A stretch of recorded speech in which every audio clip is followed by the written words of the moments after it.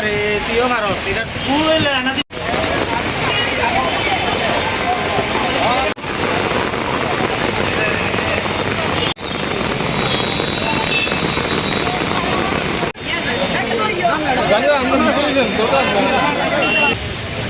আমরা পরদিন দপ্তরের যিনি প্রধান আছেন ওনার কাছে আমরা দেখা করেছি যে যারা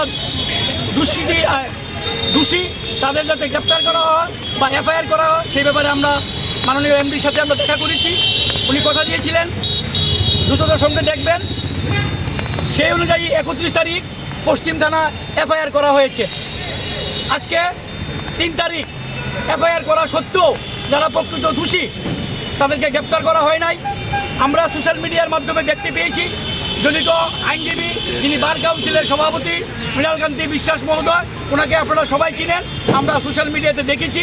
আমরা চাইছি যারা প্রকৃত দোষী পুলিশ প্রশাসন যেন তাদেরকে শনাক্ত করে অতি দ্রুত গ্রেপ্তার করে এবং আইন অনুযায়ী যেন ব্যবস্থা নেয়। আপনারা জানেন আইন সবার জন্য সমান, ছোট বড় এখানে নেই, ধনী দরিদ্র নেই। ভারতবর্ষের দুটা রাজ্যে এখনও বর্তমান এবং প্রাক্তন মুখ্যমন্ত্রীরা জেলে আছে। আমরা চাই আইনের পথে চলক, যারা প্রকৃত দোষী তাদেরকে যেন গ্রেপ্তার করে শাস্তি করা হয়, এটাই আমাদের আজকের দাবি।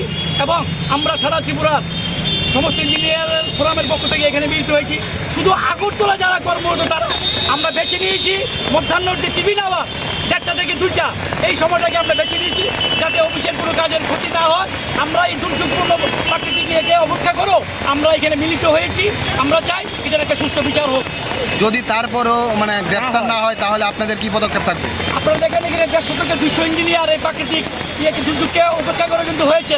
এটা তো মাত্র একটা ট্রেইলার, পিকচার তো আমি বাকি, এটা শুধু আগরতলার। আপনারা দেখবেন আগামী দিনে আমরা কি করি। আমরা